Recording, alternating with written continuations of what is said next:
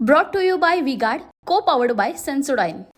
राष्ट्रीय ओबीसी महासंघाचं 9वं अधिवेशन अमृतसर येथे होणार आहे आणि त्या दृष्टिकोनातून राष्ट्रीय ओबीसी महासंघाने तयारी सुरू केलेली आहे आणि या ठिकाणी आपण जर बघितलं तर या ठिकाणी ओबीसीची बैठक या ठिकाणी होत आहे।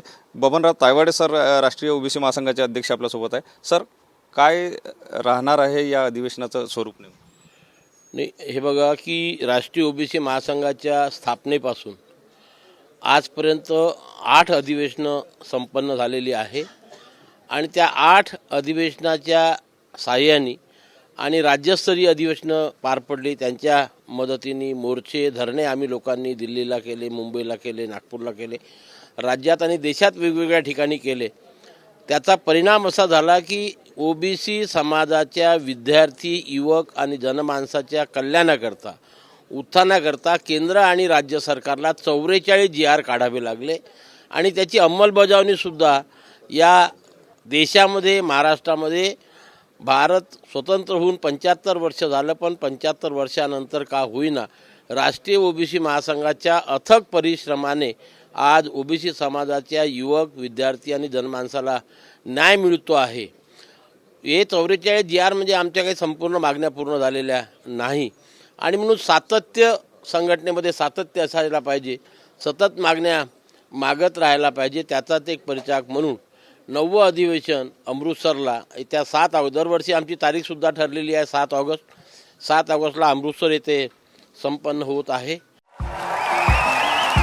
देखिए, उनका काम है अफवाह से गर्मी बढ़ाना और हमारा काम है माहौल को ठंडा रखना।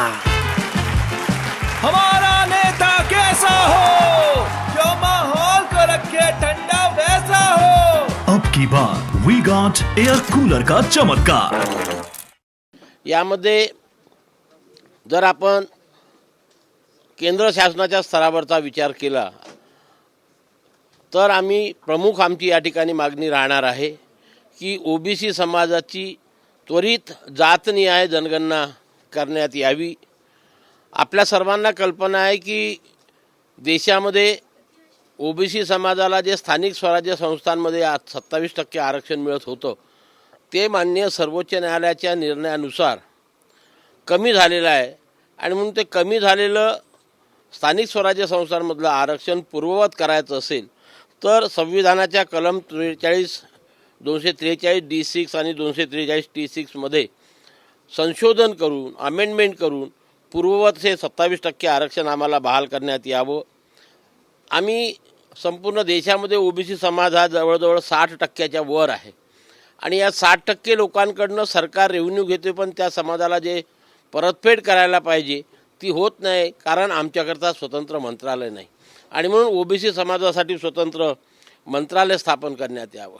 आज सर्वकडून ओरड होत आहे की 50%ची जी सर्वोच्च न्यायालयाने सिलिंग टाकलेली आहे आरक्षणावरती, ती आरक्षणाची 50%ची मर्यादा रद्द करण्यात यावी आणि मागासवर्गीयांना त्यांच्या लोकसंख्येच्या प्रमाणामध्ये आरक्षण देण्यात यावं।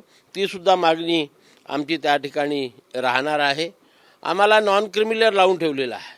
नॉन क्रिमिलरची मर्यादा सध्या फक्त 8 लाख रुपये आहे। आज ती 2017 पासून वाढवलेली नाही।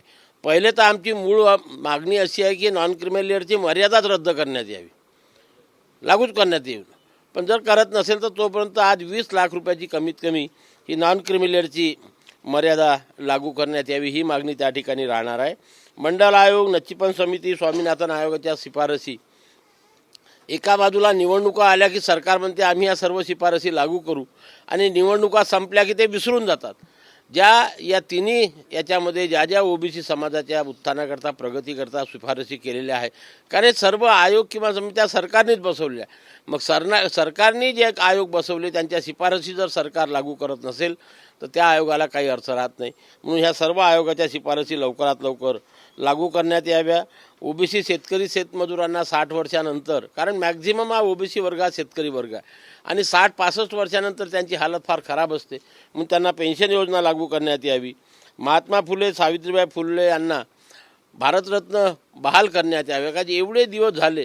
म्हणजे मी डायरेक्ट आरोप करतो की जी मंडळी महात्मा फुले आणि सावित्रीबाई फुल्यांच्या नखाची आणि केसाची बरोबरी करत नाही त्यांना भारतरत्न देण्यात आलेले आहेत, त्यांना दिला आमचा आरोप नाही, पण पहिले बापाला द्या ना. बापाला सोडलं पोराला तुम्ही देऊन राहिले, मायला सोडलं पोराला देऊन राहिले. म्हणून आमचा ओबीसी समाजाचा जो बाप आहे, जी माय आहे, महात्मा फुले आणि सावित्रीबाई फुले यांना भारतरत्न सरकारने बहाल काढलं. आम्हाला पदोन्नतीमध्ये आरक्षण करण्यात यावं, लोकसभा विधानसभेमध्ये स्वतंत्र मतदारसंघ स्थापन करण्यात.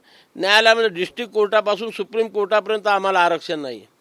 का नाही आहे? आणि म्हणून या डिस्ट्रिक्ट कोर्टापासून सुप्रीम कोर्टापर्यंत आम्हाला आरक्षण लागू करण्यात यावं.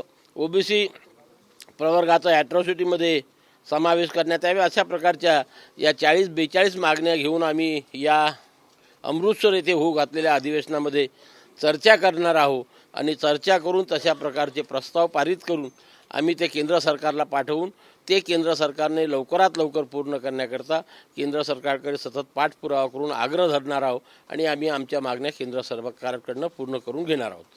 नक्कीच ओबीसीच्या ज्या मागण्या आहेत त्या वेगवेगळ्या मागण्या धरून लावण्यासाठी आणि त्या संदर्भातला प्रस्ताव सादर करण्याच्या दृष्टिकोनातून हे अधिवेशन होणार आहे. कॅमेरामन सचिन सयामसह सुनील ढगे, TV9 मराठी, नागपूर.